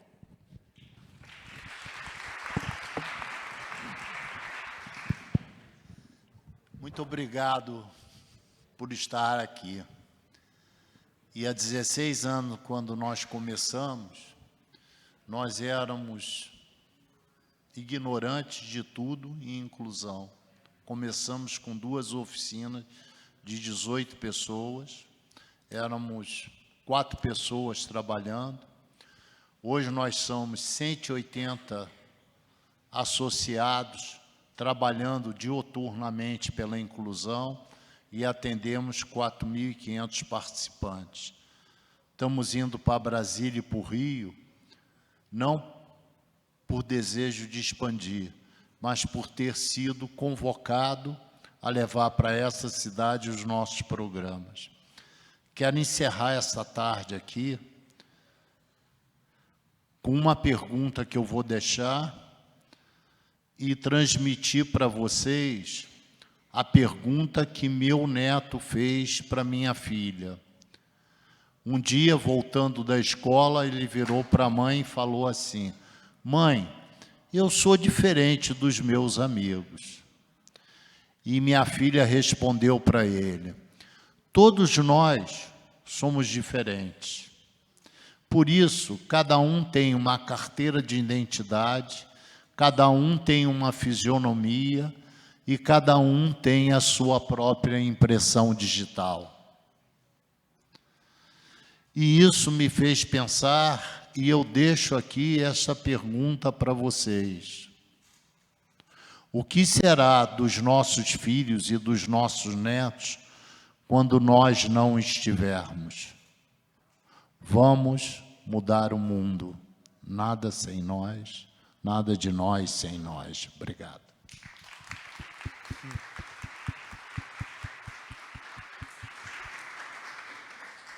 Eu quero agradecer mais uma vez o convite e a oportunidade de estar aqui falando um pouco da minha vivência, um pouquinho, né, porque tem tempo, infelizmente.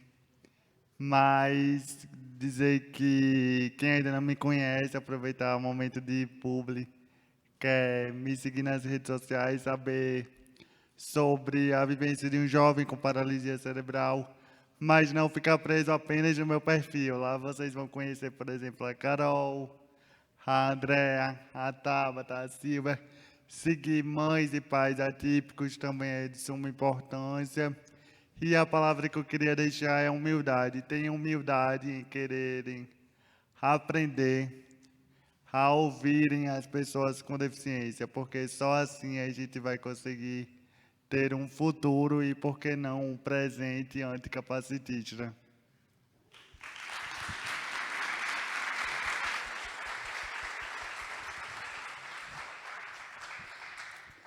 Eu acho que ninguém aqui não conhece o Ivan, né?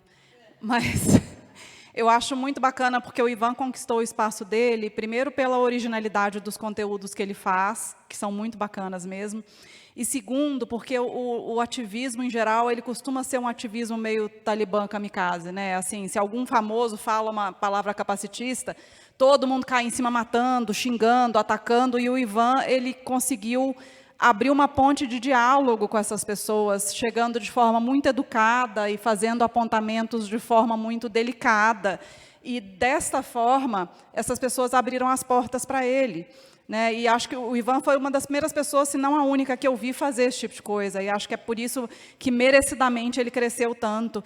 Porque, às vezes, a gente precisa realmente educar as pessoas de uma forma mais delicada. Né?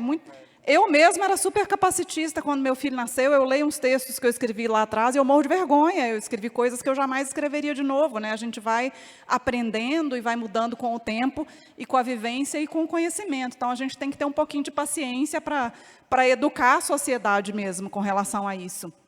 E o Lagarta, que é o que começou como blog e virou instituto, atualmente está parado para reestruturação, porque eu fui eleita, né? E o Lagarta era muito em cima de mim, eu que era a grande tomadora de decisões, e a gente tem que entender agora para onde a gente vai, sendo que agora eu tenho um gabinete da inclusão aqui na Lesp, e a gente trabalha um tantão, né, Tom? Temos aí pessoas autistas, pessoas com deficiência no gabinete, mães atípicas, mães pretas periféricas, é o gabinete mais diverso lá da Alesp. E eu quero que vocês saibam que o gabinete está aberto para vocês.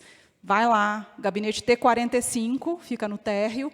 Vão lá conhecer a minha equipe, levem suas demandas, porque a ideia é justamente, agora que finalmente a gente tem um gabinete que é muito focado, que é quase que totalmente focado nesta pauta, que as pessoas tenham para onde encaminhar este tipo de demanda, e vocês têm para onde encaminhar. Então, contem com a gente, contem com o nosso gabinete da inclusão, e estou à disposição de vocês nas redes. É só digitar Andréa W, que já aparece Andréa Werner lá, e vocês me acham lá. Muito obrigada, gente, pelo carinho. Ana, leve o nosso abraço, o nosso carinho, nossa gratidão à nossa querida secretária Marta, por ela ser sempre tão atenta a todos esses chamados, e vamos ter agora a Expo Internacional Antirracista, né, o Farol, que ela fala com tanta vontade, e agora também, neste evento maravilhoso, e com total apoio do nosso prefeito Ricardo Nunes. Eu fico muito feliz de, como secretária, hoje estar sentada aqui, mas não deixar de dizer que também como mãe, e poder participar dessa discussão tão importante na nossa sociedade. O Wolf citou uma fala minha no ODS do ano passado, e eu vou encerrar deixando essa mensagem. Porque lá, na verdade, eu estava com meu filho Nicolas, hoje ele não está aqui porque tinha jogo do Brasil e não era do Palmeiras, mas o Rafael Veiga, o Rony e o Everton foram convocados. Então, para ele, é como se estivesse assistindo um jogo do Palmeiras, e ele quis ficar assistindo, e ele escolhe o que ele quer fazer, lógico. E ontem nós tivemos aqui, o nome dela mesmo que fez a palestra na abertura, desculpa, porque é um nome diferente. Oi? Ailton Meric. O Nicolas e eu, nós estávamos lá assistindo televisão, eu e ele e eu, na época da pandemia, né? Só os dois, mãe e filho, não tem jeito. E estava passando a respeito do George Floyd na TV. E o George Floyd falando a respeito da questão do racismo. E ele me pergunta muito. Quando estamos, então, sozinhos, é um questionário e repete, fica repetindo aquela pergunta. Né? Por que explodiu o poste que teve a chuva? Por quê? Né? Mas por que isso? Por quê? E eu fiquei engasgada e precisei parar para explicar para ele qual era aquela questão do racismo de uma criança que nasceu cega, que não tem para ele a diferença do branco e o preto, o gordo, o magro, o hétero, o homossexual. Não existe homem, mulher, né? Tanto é que ele fala toda hora que eu preciso arrumar uma namorada. E aí, como que foi aquilo? Eu engasguei, eu falei, a maior dificuldade que eu tive no ensinamento do meu filho até aquele ano.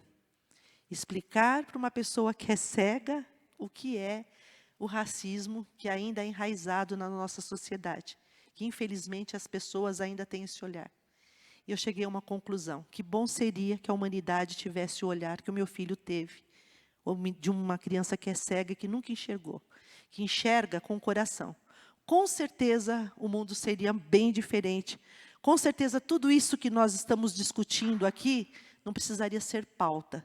Nós não precisaríamos falar de inclusão. Nós já poderíamos só falar de pessoas, naturalmente. A sociedade precisa aprender com as pessoas cegas. A sociedade precisa aprender com as pessoas com deficiência. A sociedade precisa entender e aprender que é muito melhor enxergar com o coração. Muito obrigada a todos vocês pela participação. Obrigada, mesa.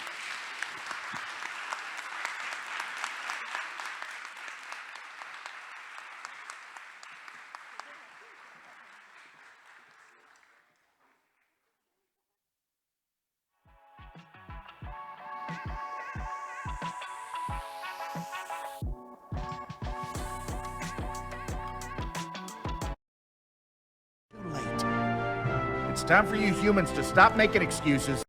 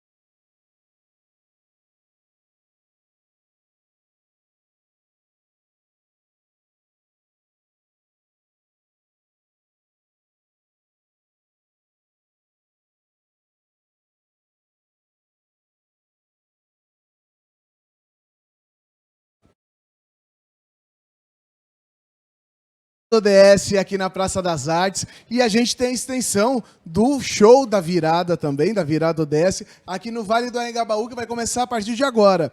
A gente tem o primeiro show, que é Olodum com Planta e Raiz. Nós temos também a DJ Vivian Reis, e já ela já vai dar o seu show no palco principal também, que é a Maria Rita, o show tão esperado dessa noite. Então, tudo isso que vocês conseguiram acompanhar aqui pelas nossas redes sociais, através do Terra também, a gente vai ter outros assuntos também abordados a partir de amanhã. Às 10 horas da manhã a gente começa a transmissão aqui para que novos assuntos, novos desafios que a gente vai ter juntos, eu e você, todo mundo fazendo parte desse movimento dos ODS, você vai conseguir acompanhar a partir de amanhã também nas nossas redes sociais. Amanhã tem uma nova programação, então o que eu vou pedir para você? Vai lá no site Virada ODS, qual que é? Confirma para mim o site, viradaods.sp.gov.br, é isso mesmo,